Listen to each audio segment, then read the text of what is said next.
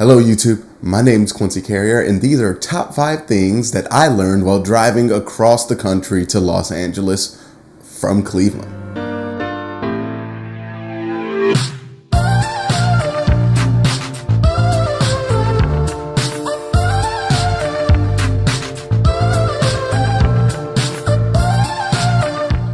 I'm here now in Los Angeles, but to do this I had to drive all the way from Cleveland all the way to here. And what that entailed was going through 8 states: Ohio, Illinois, Iowa, Nebraska, then you go through Colorado, a little bit of Arizona, straight through Nevada, and then bam, you're here in LA.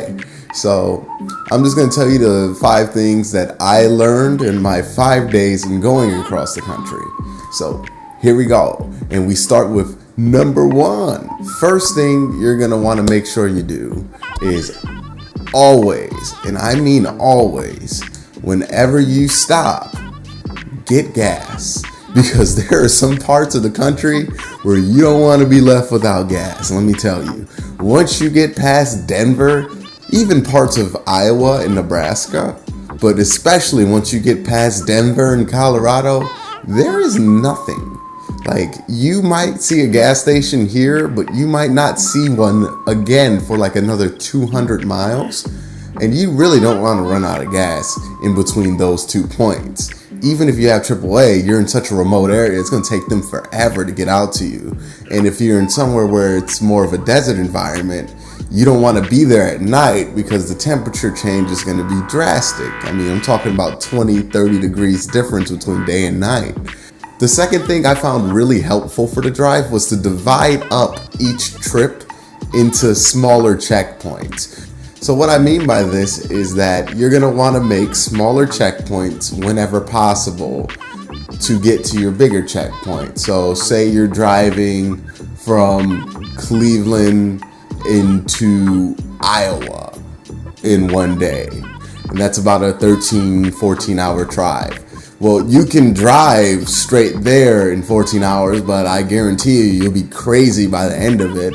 Or what you can do is say, all right, I'll drive for 2 hours, stop in Toledo, get something to eat, stretch out for a little bit, and then I'll just put the next checkpoint at Chicago or South Bend and drive there. That's another 2.5 hours. And then once I get from South Bend, I'll drive to Chicago, and then that's another 2.5 hours. And then you go from Chicago and then all the way to Iowa. And then you can divide up a 10-hour trip into 5 2-hour trips. And it may take a little bit longer, but mentally on your mind, it's going to make it so much more digestible.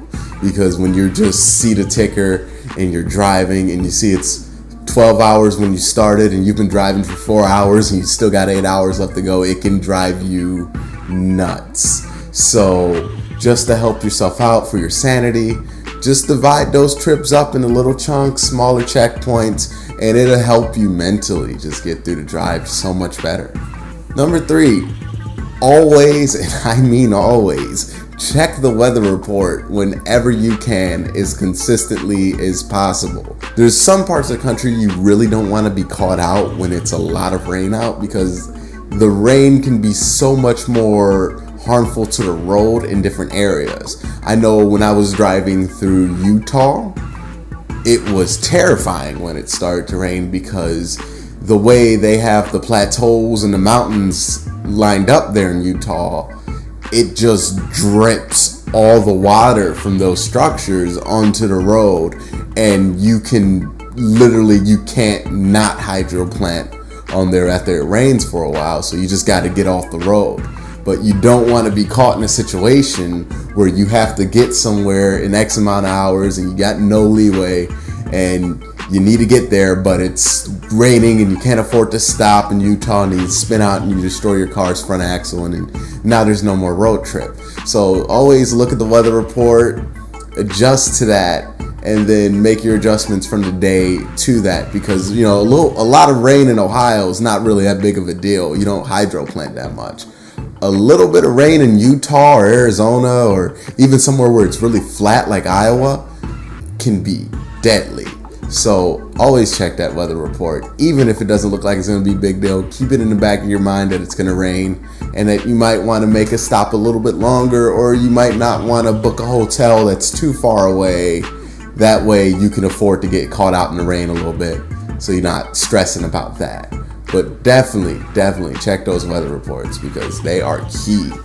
A bonus one here. Pack a lot of snacks and get a pallet of water and throw that in your back seat or your passenger seat if you're driving along. It will save you so much money and time. You know, there's been so many times where I'm like a little hungry and a little thirsty and I didn't have any more cups of fast food. Just grab the bottle of water and it was settled. So save yourself some money, save yourself some time, and get those bottled waters. They're gonna make you pee more, but hey, that's kind of the natural trade-off of things, yeah? The second thing that you really want to look for is check your car thoroughly before you go. You really just don't want to find out that you have bad brakes when you're driving down the Colorado Rocky Mountains. Yeah, that's a bad time to find out, and it could kill you. So check your car thoroughly. Check your brakes, get an oil change, have somebody look at your transmission, have your car just looked at by a mechanic before you go and say, hey, what should I fix before I go out? And fix those things. Don't think it's gonna be okay. I got terrible sway bars and a bad transmission, but I'll make it. It's a tough drive on your car and it's a tough drive on yourself, and you really don't want to find out that your car is a little bit too shaky or that your tires don't have proper tread or you don't have good brakes while you're driving through some of these mountains that are here in the middle of the country, or even in the flatlands, or even if it rains a little bit. You don't want to find out by spinning out and destroying your car. Just find out before you go, get that stuff checked out and figure it out before you even hit the road. I know it's cliche, but people do it all the time, and you see cars just spun out with like no tire on them. You know, you don't want to be one of those, so check those. My last tip is a cheesy tip, but it's a tip nonetheless.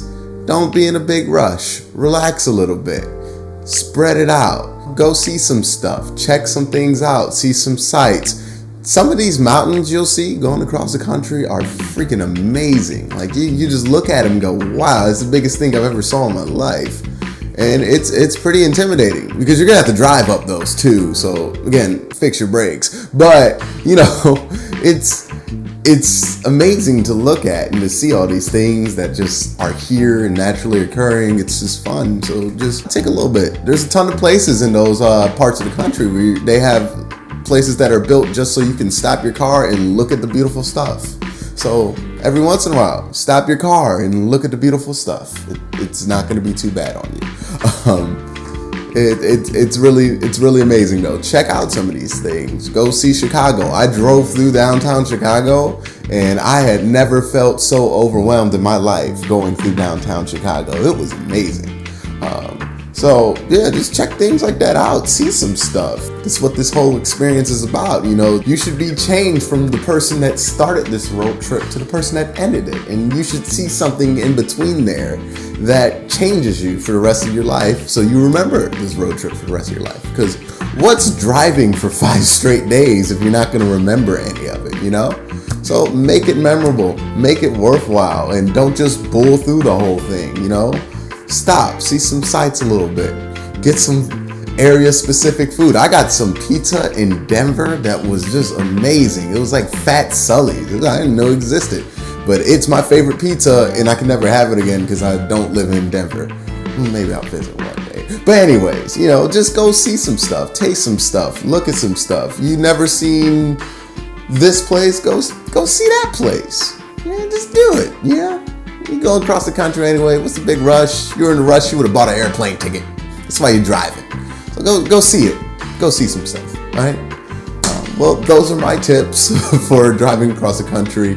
I'll have another video dropping really soon about my first 5 adjustments living in LA in the first 5 days. I'm obsessed with 5. There's no joke to that. So see you guys later. Hopefully you guys check out the next video, but bye.